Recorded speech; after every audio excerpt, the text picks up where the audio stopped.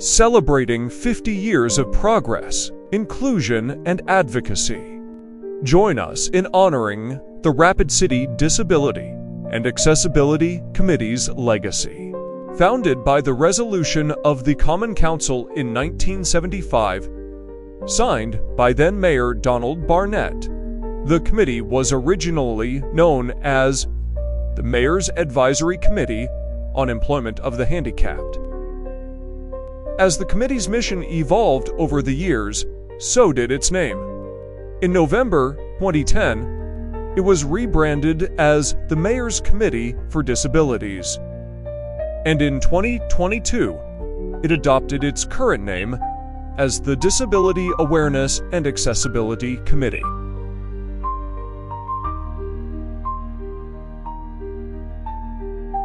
Probably 23-25% of people have a disability, and things that maybe aren't even considered disabilities really are. For example, anybody with health problems. There is a big issue with people aging and being able to take care of themselves independently. The obvious ones: physical disabilities, vision, cognitive disabilities, hearing disabilities. But it's common. In fact, disabilities are called the largest minority that we have. We're very in tune to accommodating and abiding by the rights of other minorities, but disabilities, I think, sometimes can be overlooked. It's with a grateful heart that I want to thank disability leaders and advocates who came before me and made Rapid City the great city that it is. Since 1975, this committee has championed accessible infrastructure, policy reforms, and community awareness, transforming Rapid City into a more inclusive city. I think over time realizing that, again, it was not disabilities, it was all abilities, and the skills and the talents that can be brought to the table by people of all abilities for the benefit of that organization or that business. So it took time, but over time, I think that understanding evolved. So I really believe that the fact that 50 years ago, the leadership in our community recognized that inclusion was something that was really important to them, enough that there was a specific committee sort of organized and designed. I think what that's done is created this history and ability to have advocates ready to help people understand the needs in our community. This is not a topic that necessarily has gotten swept under the rug over time. The success of that and the importance of that has been maintained and continues forward throughout the years. And so, I think it just speaks really highly from our community standpoint of what the importance of making sure that every community member can enjoy this beautiful place and be a part of a community that is very inclusive. Could you identify some milestones from 1975 to present in which you have observed or heard about the committee's impact in Rapid City? Scotty Backend, so anyone who goes over to Memorial Park will see a statue to Scotty. Scotty was very active on the community, or on the committee, very active in the community. He was a DJ at KOTA Radio for many years, and when I recall that for him to get to KOTA, which at that time was located on St. Joe Street, just down from Tally's, he had to wheel through and actually sometimes have to actually go out into the street, because at that time the city would dump the snow onto the intersection. So whether there was stop signs or traffic lights, that's where the snow was dumped. And so people obviously trying to get through, obviously the walking traffic would eventually, there'd be a trail there, but for anyone who was in a wheelchair, that compromised their mode of getting from one point to another. So Scotty it was on a mission to get the city to change that. And again, over time, realized there was a change in how the city, where they placed their snow, making sure that those areas were cleared. But at that point in time, we had the curbs. We didn't have curb cuts. We didn't have the ADA signals and so forth. So again, it's taken all these years, and we've kind of evolved, as many communities have. And I think for the betterment of it, things can change overnight. But I think obviously you've seen the attitudes change through the 80s, through the 90s, especially when ADA came into effect. And I think our community is much, much better for it.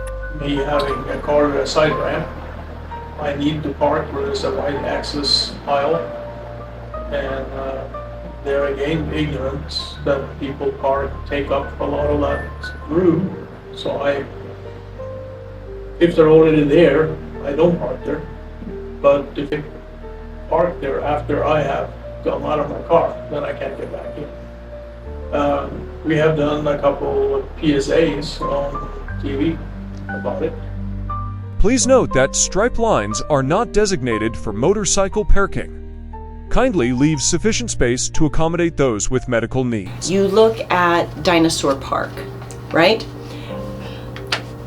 How amazing that place was beforehand, but it was limited, and it wasn't inclusive, and it wasn't accessible. So the beauty of that is I was also assigned to Parks and Rec at the same time, as well as the Disability Committee. And to see these two entities work together, and mind you, government always moves slower than we expect it, but the 5 years that it took to not only propose these new accessible routes, to get the funding, to see the different proposals, and to not only talk about it within our Disability Committee, but also navigate it through Parks and Rec. Again, that's probably why Parks and Rec just recently got an award, because they understood the importance of it and how inclusive this will be, not just for our community, but for visitors and tourists and people that live here year round. I mean, even moms, new moms that have a stroller, while they're not, quote, disabled, they were excluded. How do you move that stroller up there? How do you move that walker up there? How do you move that wheelchair or that scooter? That is a perfect, tangible example of how this committee works together for the benefit of the entire community. Please share some of the committee's current and upcoming goals. I've really enjoyed just being a part of some of the activities that we've had. We do 2 events, main events per year. One is with that celebration of the Americans with Disabilities Act, the ADA picnic. It's become more of a resource fair, but also we started an All Abilities ice skating event. And the very first one was probably my favorite, mostly because it wasn't bitterly cold out, but just seeing these kids out on the ice, and adults too that just don't usually get to take a wheelchair out on the ice skating rink or have that kind of support to go in and use different modified equipment so they could go out ice skating. We had one of our community members who is both deaf and blind was very nervous about getting on ice skates, because that's just when you're not seeing where you're going and not hearing people around you, that can be very scary, even with support. But got him out on a chair that had skis on it so they could push him around on the ice, and that was really exciting. So that's probably one of my highlight experiences with the committee. Share with us some ways this committee involves community. So instead of just having the ADA picnic, which mind you is a wonderful event, we're also doing the ice skating and working with the special rodeo, and even most recently doing awards for people and entities that are doing wonderful things in our community, and that I feel is the true job of the DAAC. Even more enjoyed going down to a council meeting and and recognizing a business for what done for the community. One of the other interesting adventures that we worked on was improving parking access for individuals, not only with the city of Rapid City, but also with private industry.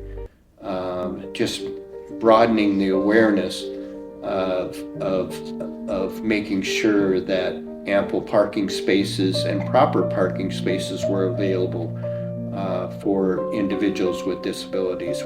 What is the experience of having a service dog in Rapid City currently like? And then they're accepting more of service dogs, a true service dog. There's people that make their pet a service dog, and it has no idea what it's supposed to be doing. And so it's a little frustrating on that side, but a true service dog can help you. When I walk with a cane, if I start to teeter a little bit, he'll tighten the leash so that I don't fall. He realizes what I need at that time, and he helps me that way. To celebrate this remarkable 50-year milestone, we extend our heartfelt gratitude to everyone who has contributed to advancing accessibility and advocating for those who have disabilities.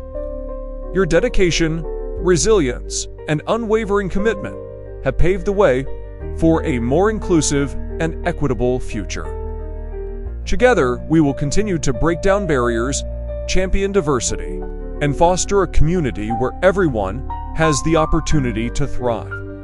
Here's to the past, the present, and thriving future of accessibility for all.